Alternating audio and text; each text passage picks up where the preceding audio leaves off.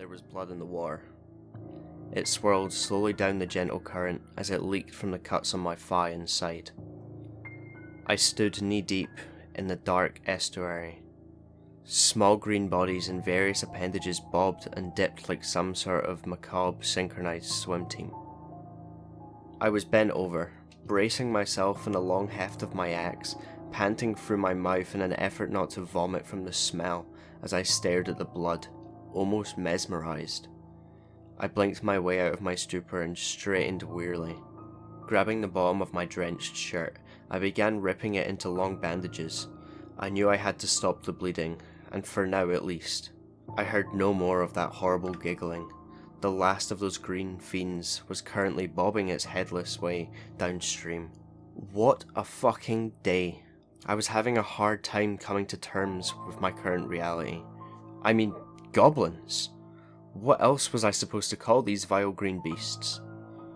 A part of me speculated, hoped even, that I was back at my cabin having some sort of very wild, very vivid dream.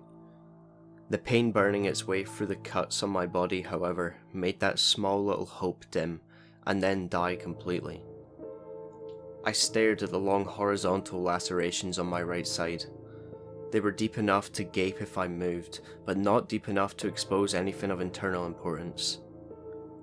I could see the yellow of subcutaneous fat, but something about them was off.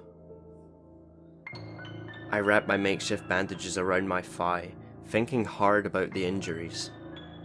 I tied the knot, then straightened them again, lifting the ragged edges of my shirt, sending up a small thanks that I preferred to wear extra large, and stared. Blood. I stared at the water around me. I knew between my side and my thigh, the water should be red. I should be bleeding like a stuck pig, but the blood in the water wasn't as much as it should be. I frowned as I stared at the wounds, gaping and red like raw meat. But the blood that came from them was thick and slow. This was too much for my brain, so I wrapped them as best as I could, tying it off so it didn't restrict my movement too much. I waded slowly out of the stream I had found myself battling in and took a moment to look around.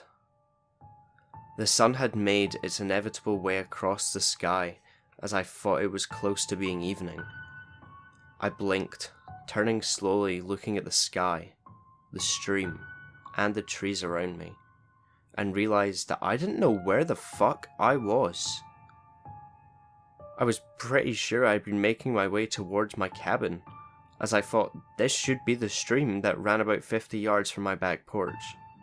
It very clearly was not. The stream only ran about half a mile and terminated in a small koi pond I had built about 10 years back.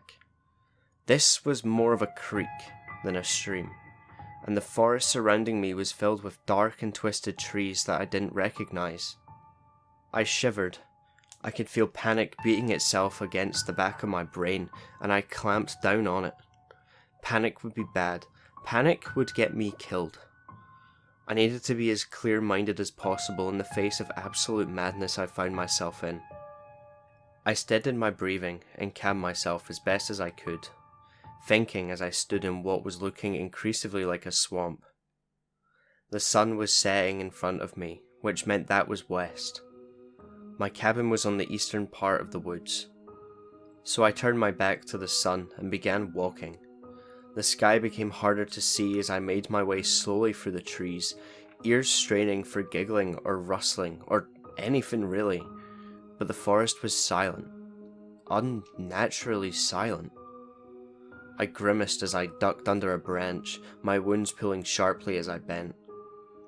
The trees were heavily packed together, and the going was difficult.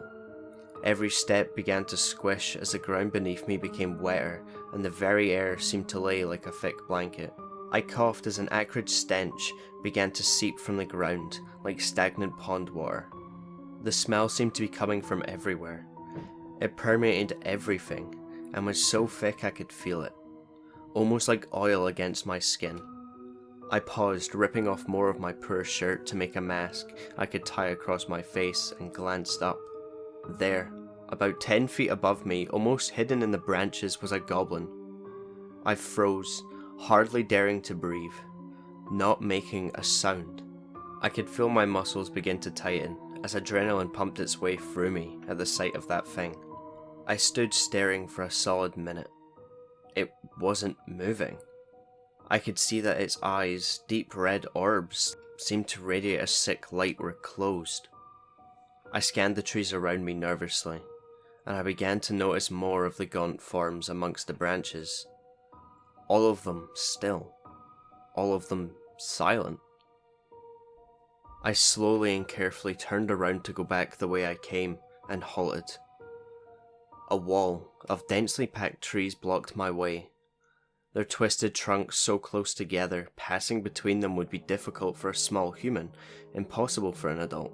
My brain stuttered as I stared at the impenetrable wall, and something began screaming in the back of my mind.